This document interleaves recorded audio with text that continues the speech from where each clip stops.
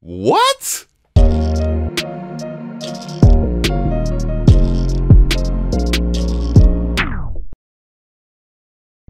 What is going on, people? Man, Native Instruments had a lot of things happening in the past 2 days, and it was the wrong time for me to have 2 days off, but holy crap, man. Native Instruments is discontinuing a lot of software, and I have a source for that, and I'll use Music Radar as my news source here. And also, I have a list of all the software that they're discontinuing. I want you guys to read that before you start tripping in the comment sections. I know you're already panicking about the coronavirus and all that stuff, and I don't want to make lightly of that because that is very serious too as well. But definitely I want to hear from you guys in the comment section how you feel about that. And in other news, again, Native Instruments has announced that they will be bringing the Maschine software up to DAW status, which is huge news, and that's something that I've talked about in many videos, and that was one of my main complaints along with other people. And there were people that were protecting that, saying that it was supposed to be a groove box. Well, now it's going to function more like the Ableton Push, Ableton Live. We don't necessarily know what it's going to be. We just know that it's been announced, and that is our expectations. We're setting it high. I hold Native Instruments to high regards here, but we're going to go ahead and check out one of the articles about discontinuing the software because Tractor popped up on the list, and I was like, oh, holy crap.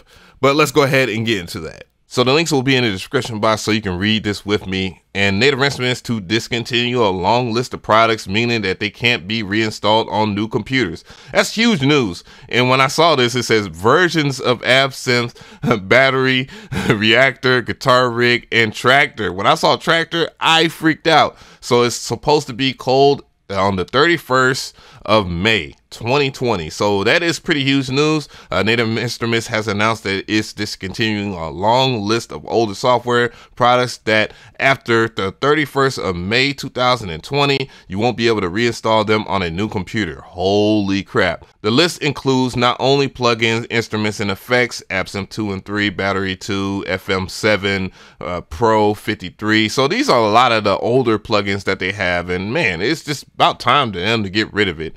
At the end of these products, it will coincide with the discontinuation of the Service Center activation tool, which, man, they have already moved on to native access anyway, so you guys need to move on too. It just makes sense at this moment. I do have the older version still installed just in case. I think my regular Massive is installed on it, so, but I also see it in my native access platform as well, so yeah.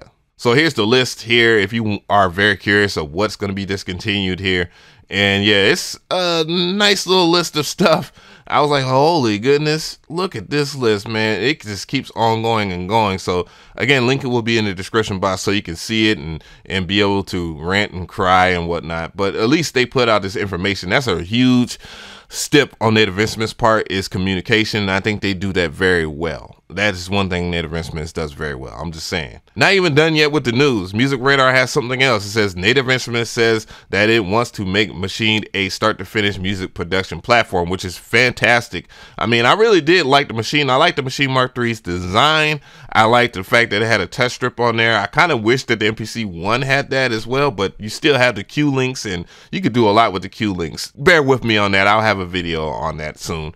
But yeah, Native Instruments has offered an intriguing update regarding the future of its Maschine platform, noting that its ultimate goal is to get to a point where you can produce tracks start to finish when using it. So that means that, I'm pretty sure it means like you're going to be able to record vocals and track out and be able to arrange, and it'll be easier. It'll be more intuitive, and that's something that it really needs. The good news is that you might not have to wait very long for at least some of these functionalities to land, as Native Instruments also says that there will be features that enable you to use pattern scenes in a song view. So it means basically it's going to be like the Ableton Push too, and that is actually very good news, guys. Trust me when I say that, it's very good news, and I hope that they fix some of the CPU bugs.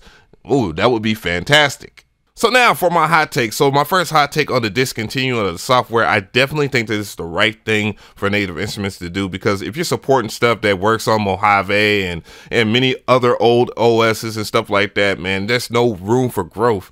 And I know that's going to piss a lot of people off, because I know there are people that are quasi like the FL11 gang that just is hanging in there, and they're kind of like not writing legit as is, because that's the reason why most people use FL11 for those kind of pseudo false statements that people have about FL11, which I'll get into another video about that. But other than that, though, I do think it's the right thing to do, because there's a lot of fluff out there that they need to correct, and therefore they can bring their focus to what matters the most, which is the Maschine software. And the Maschine has sold very well out of all of their hybrid controller based stuff, and it's quite obvious because there are a ton of fans out there.